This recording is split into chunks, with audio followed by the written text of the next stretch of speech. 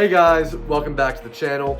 Today we're going to be talking about the IWI Z-15 or Zion 15. This is, in my humble opinion, and I say my humble opinion because don't take it with a grain of salt, right? By no means am I an expert, but in my humble opinion, the best AR you can get for your buck. Best AR under $1,000. The MSRP on these guys is around $950. I think it says $950, but I've seen them for as low as $830. A few years ago, I saw them for like $750. I haven't seen anything like that this year, but I did see back in January, I saw one listed for $830. That is not that much money, as I mean, not to, if you're poor, I'm sorry. I can relate. But as far as an AR-15 goes, for a duty quality AR-15, that's not a lot of money. I'm going to talk about real quick what I've attached to the rifle, or actually let's talk about what it comes with. It comes with a B5 system SOP mod stock. And as you can see, just the width on these guys, I do not like. It messes with me acquiring a sight picture. I don't like the way it feels when I'm trying to get a cheek weld, so I just swapped it out for a Magpul stock. I much prefer that just when I'm going to raise my rifle up. It just feels more natural with a Magpul stock. Might be because I've shot with a Magpul stock a lot more, that could be, but I just don't like the SOP mod stock. It comes with a little attachment, I haven't even taken it out of the bag, as you can see, a M-LOK QD point that you can attach a sling. I haven't attached that yet because I haven't even got a sling yet. I'm probably going to get one of Grand Thumb's onward research slings that are going to be released soon as the time of this recording. By the time you're watching this video, they might have already come out. But yeah, I'm going to put that on once I get that sling. But as of right now, I've swapped out the stock here, and I put an ambi, as you can see here. Let's see if I can get this on. I put an ambi charging handle on there. It does not come with an ambi charging handle, it just comes with a normal mil-spec charging handle. Mag's empty, chamber's empty, weapon's clear. I swapped out the trigger because the trigger that comes with it is a heavy mil-spec trigger. It's not a great trigger, in my opinion, and I put a Geisley SSAE in here, and I like it. It's increased my times on all my drills with this trigger in there, obviously, because it's a lighter trigger pull, it's a shorter reset and everything. And I've attached Picatinny rail here and here for my foregrip and a light. I had a Streamlight Pro Tac on here, but the Streamlight Pro Tac I ended up putting on my Beretta 1301. And I'm going to grab a Surefire Scout and put that on here. Here you have the Strike Industries foregrip. It is a bipod foregrip, but with like metal, I think aluminum bipod legs. I like it. Is there a lot of utility to it? I don't know, but I do just like the way that the grip feels. This is a bit more of a steep angle than the BCM foregrip. I like it. I like the way, when I go ahead and C-clamp my rifle here, I like the way that this feels, and I don't really ever find myself using the bipod legs that much, but if I needed to, I could, I guess. I do plan on just putting a normal bipod on this rifle. I have the SIG DVO LPVO, it's the military issue LPVO. I'll talk about this LPVO in another video. It's funny because I got it for steal. It's a $2,600 LPVO, but I got it for $1,800. Because I got surplus. It's brand new, it's never used. It's just basically military got more than what they ordered, so they sent it back to SIG, and then SIG sent it to a wholesale house, discounted. And my FFL picked it up, and then I picked it up from him. I really like this LPVO. It's a good combination on this rifle. I do want to set this thing up. Since it's a 16-inch barrel, I want to set it up to do more, see if I can do some longer range shooting with it. And so that's why I said I'm going to put a bipod on here. It comes with a windowed PMag. The PMag I have right here is not windowed, but that's I don't know where I put it. It's somewhere. I got a ton of mags, but it comes with a windowed PMag. Window PMags are great because then you can see, your ammo in the magazine. But, regular PMag works great too. Let's talk about the grip. So this is IWI's grip. It's got this very nice texturing. Let's see if we can get the details on that here. Filming on an iPhone, guys. I like how it's a bit more vertical than most AR-15 grips that will more like, you gotta kind of cock your wrist up a bit because of the angle, but this is more vertical, and I like the way that feels in my hand. It's much more natural, I think. It's better ergonomics in my opinion. I don't like that there's no there's no little, like the Magpul grip that I have on a lot of my AR-15s. I like that I can store an extra battery or something in there, like pop an extra CR2032 in there so I have something for my LPVO. Or like if I wanted to put a CR1238 battery in there, that'll fit too, and I have something for my lights. You know, it is what it is. It's not the end of the world if I can't store something in my grip. Yeah, so that's pretty much everything on the rifle, I believe. I went over everything. Yeah, I went over everything. We're gonna do some shooting. I'll show you me shooting some drills. Then I'll talk about my final thoughts on the rifle, if I think I should buy one, and you know, just overall what I think.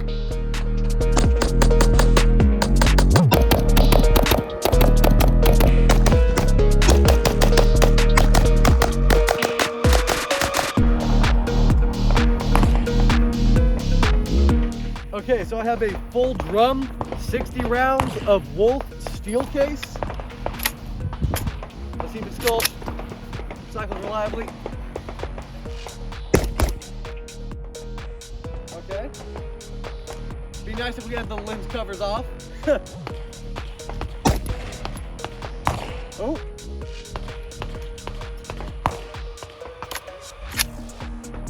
I didn't cycle the bolt. Now it is. Let's see if I can bump fire it. Let's see.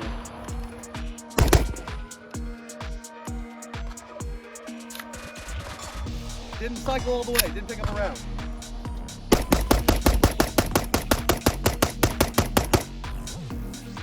Huh. It doesn't like the bump fire.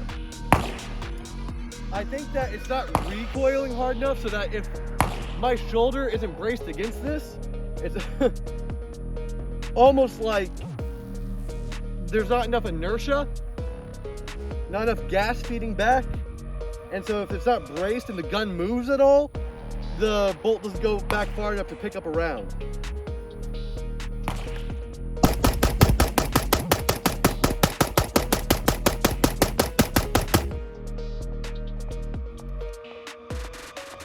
Well, as long as you shoulder it, you're fine. Okay, so I'm gonna run a build drill. That's 6 shots on target in the A zone as fast as I can.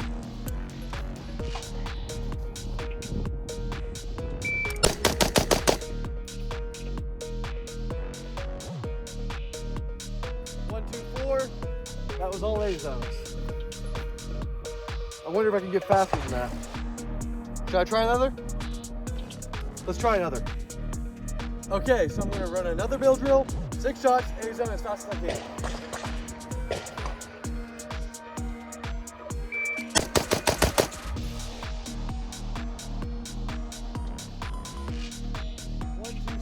It's actually 0.03 seconds slower. Let's do one more for the heck of it. Okay, build drill number 3. Time to beat is 1, 2, 4.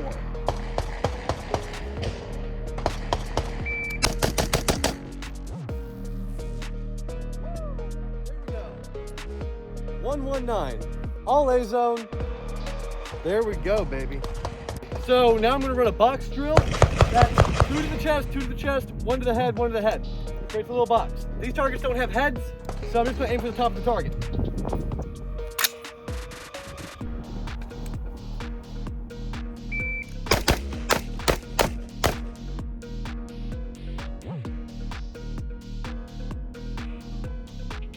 Two, three, three. Let's run it again. Ready?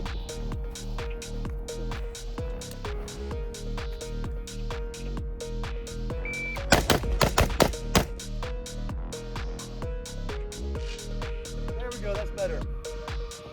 171. I hesitated that first time.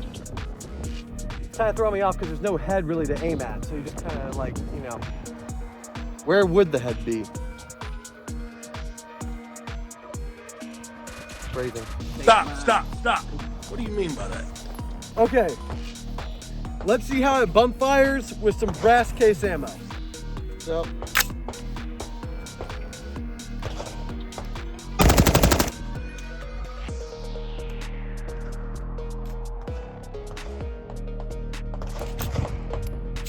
That's a live round.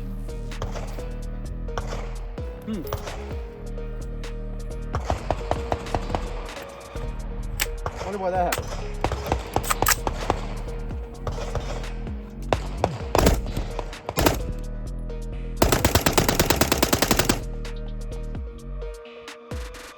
Yeah, when it didn't go off, that was me.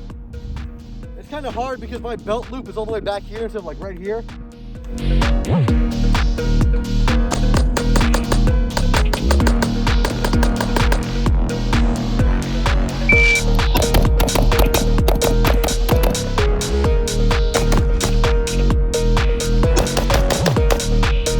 Okay guys, so final thoughts on the Z-15. I really like this rifle. As I stand by what I said in the beginning, it is the best AR-15 that you can get under $1,000. It is a duty quality rifle. I would bet my life on this rifle. Right now, this is the one that I have set up. Once I put a light on there, it'll be my go-to-war rifle.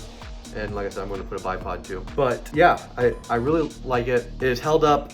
Other than that one time I was running steel case and it didn't pick up the round when I had it against my shoulder, I really think I was not bracing it hard enough. But as you saw when I put the rest of the mag through it, it went through no problem once I actually braced myself. So I believe that that was a me issue, not the weapon issue. So as long as we don't count that, I have over 1,000 rounds on this rifle right now with no malfunctions. I know that's not a high round count. I'm poor. If someone wants to sponsor me with ammo, I'll put more ammo on it, okay?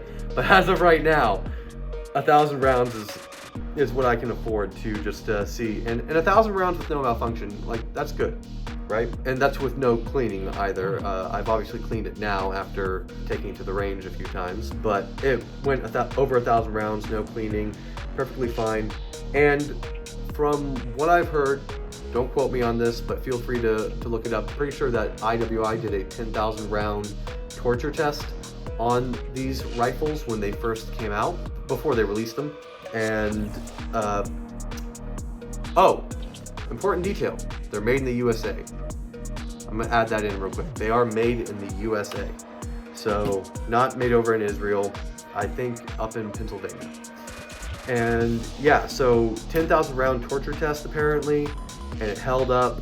The rifle itself, I would say, is a reliable system. I mean, it's an AR-15, but it's a good AR-15. You know, it's only a few $100s more than like a PSA, but the level and quality that you're getting, the increase in quality that you're getting with this is definitely worth spending that few extra $100, in my opinion.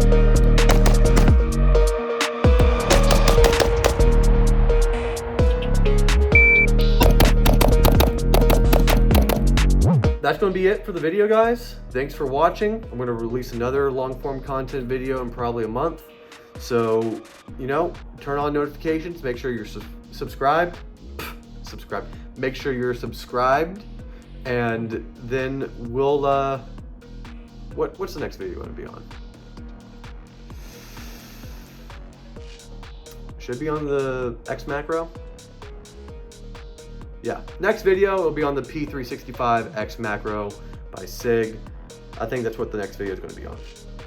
Okay guys, thanks for watching. Like I said, like, subscribe, share if you want to. I'd appreciate it. And have a good one. Stay dangerous.